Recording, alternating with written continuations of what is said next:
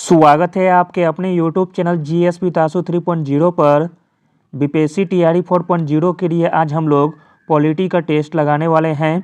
इसमें सारे के सारे प्रश्न बहुत ही सिलेक्टेड दिए गए हैं जो आपके एग्जाम में आने की पूरी संभावना है, इसलिए वीडियो को लास्ट तक जरूर देखें। वीडियो स्टार्ट करने से पहले आप लोगों से एक ही रिक्वेस्ट है, प्लीज़ वीडियो को लाइक और सेशन ख़त्म होने के बाद किसी भी एक ग्रुप में शेयर जरूर कर दीजिएगा। चलिए शुरू करते हैं और आप लोग भी सोचिएगा अपना आंसर क्या हो सकता है। पहला प्रश्न है, निम्नलिखित में से किस एक अधिनियम ने भारत में संघीय शासन की व्यवस्था दी थी? तो दोस्तों वह अधिनियम हो जाएगा भारत सरकार अधिनियम 1935 का, ऑप्शन नंबर सी। भारत शासन अधिनियम 1935 भारत के वर्तमान संविधान का प्रमुख स्रोत 1935 का अधिनियम है। भारत में सर्वप्रथम संघीय शासन प्रणाली की नींव रखी गई थी। अगला प्रश्न देखते हैं, भारतीय संविधान के निम्नांकित में से किस अनुच्छेद में राजपद को परिभाषित किया गया है? राजपद को परिभाषित किया गया है अनुच्छेद 12 में, ऑप्शन नंबर डी।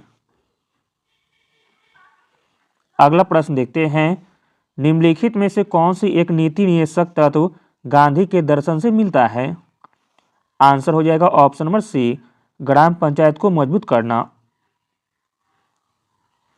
भारतीय संविधान का अनुच्छेद 40 ग्राम पंचायत के संगठन से संबंधित है। अगला प्रश्न है, अंतर्राज्यीय परिषदों का निर्माण स्रोत क्या है? अंतर्राज्यीय परिषदों का निर्माण स्रोत है संवैधानिक प्रावधान, ऑप्शन नंबर ए। संविधान के अनुच्छेद 263 में अंतर्राज्यीय परिषद के गठन का प्रावधान है। अगला प्रश्न है, पंचायतों के लिए गठित एल.एम. सिंघवी समिति का गठन कब किया गया था?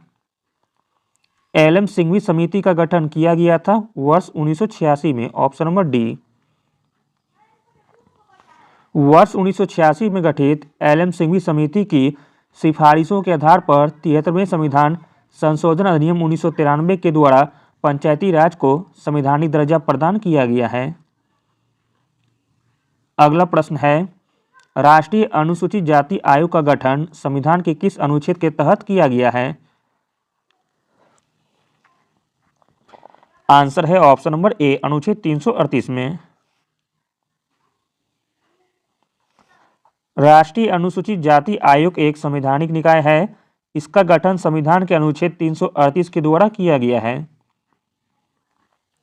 अगला प्रश्न देखते हैं, नई अखिल भारतीय सेवा का सृजन का अधिकार निम्नलिखित में से किसके पास है? नई अखिल भारतीय सेवा का सृजन का अधिकार है राज्यसभा के पास, ऑप्शन नंबर डी। यदि राज्यसभा एक प्रस्ताव पारित करे कि ऐसा करना राष्ट्र हित के आवश्यक अथवा उचित है तो संसद एक नवीन अखिल भारतीय सेवा का सृजन कर सकती है। अगला प्रश्न देखते हैं, 86वां संविधान संशोधन अधिनियम किससे संबंधित है? 86वां संविधान संशोधन अधिनियम संबंधित है शिक्षा का अधिकार से, ऑप्शन नंबर बी।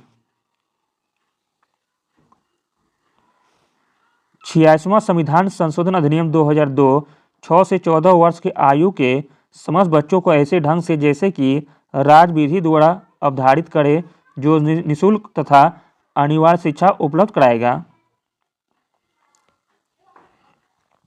अगला प्रश्न देखते हैं, इंपॉर्टेंट है, कृषि एवं पशुपालन का संगठन भारतीय संविधान के किस अनुच्छेद के तहत उल्लेख किया गया है? कृषि एवं पशुपालन का संगठन भारतीय संविधान के अनुच्छेद 48 के तहत किया गया है, ऑप्शन नंबर सी। राज्य के नीति निषेध सिद्धांत का वर्णन संविधान के भाग 4 में वर्णित है। इसकी प्रेरणा आयरलैंड के संविधान से मिली है। भारतीय संविधान का अनुच्छेद 48 कृषि एवं पशुपालन के संगठन से संबंधित उपगम कराता है। अगला प्रश्न है, विधान परिषद में राज्यपाल द्वारा मनोनीत सदस्यों की संख्या कितनी है? विधान परिषद में राज्यपाल द्वारा मनोनीत सदस्यों की संख्या है कुल सदस्य संख्या की 1/6, option number A. Vidhan Parishad में राज्यपाल द्वारा मनोनीत सदस्यों की संख्या कुल सदस्य संख्या की 1/6 होती है। ऐसा प्रावधान संविधान के अनुच्छेद 173(3) में किया गया। विधान परिषद में अधिकतम संख्या विधानसभा की 1/3 और न्यूनतम 40% है। अगला प्रश्न है, राज्य लोक सेवा आयोग के अध्यक्ष को उनके पद से कौन हटा सकता है? आंसर है ऑप्शन नंबर डी, राष्ट्रपति हटा सकता है, जबकि नियुक्त करता है राज्यपाल। अगला प्रश्न है, भारत के उच्च न्यायालय के न्यायाधीशों का पेंशन निम्नलिखित में से किस निधि पर भारित होता है? भारत के उच्च न्यायालय के न्यायाधीशों का पेंशन भारित होता है भारत का संचित निधि पर, ऑप्शन नंबर बी।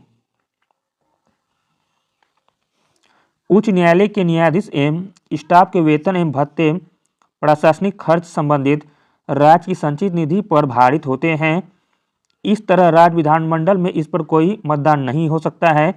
ध्यान देने योग्य बात है कि उच्च न्यायालय के न्यायाधीश की पेंशन भारत की संचित निधि से दी जाती है।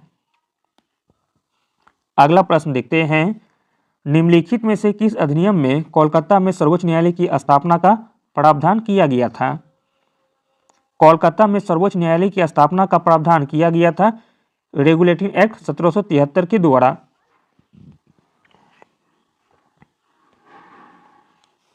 संविधान के किस अनुच्छेद के अंतर्गत भारत के किसी भी राज्य में राष्ट्रपति शासन लगाया जा सकता है? आंसर है ऑप्शन नंबर सी, अनुच्छेद 356 के तहत। अनुच्छेद 356 के अंतर्गत भारत के किसी भी राज्य में राष्ट्रपति शासन लगाया जा सकता है। अगला और अंतिम प्रश्न है, किस संवैधानिक संशोधन अधिनियम द्वारा पांडिचेरी को भारतीय संघ में शामिल किया गया? पांडिचेरी को भारतीय संघ में शामिल किया गया 14वां संशोधन अधिनियम 1962 के द्वारा, ऑप्शन नंबर सी।